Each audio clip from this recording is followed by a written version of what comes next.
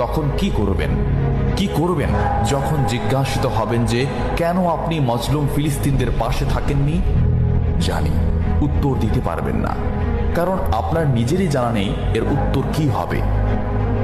এখন হয়তো বলতে পারেন যে আমি কি করে ফিলিস্তিনে গিয়ে মজলুমদের পাশে থাকব, কি করে এত দূর গিয়ে সাহায্য করব?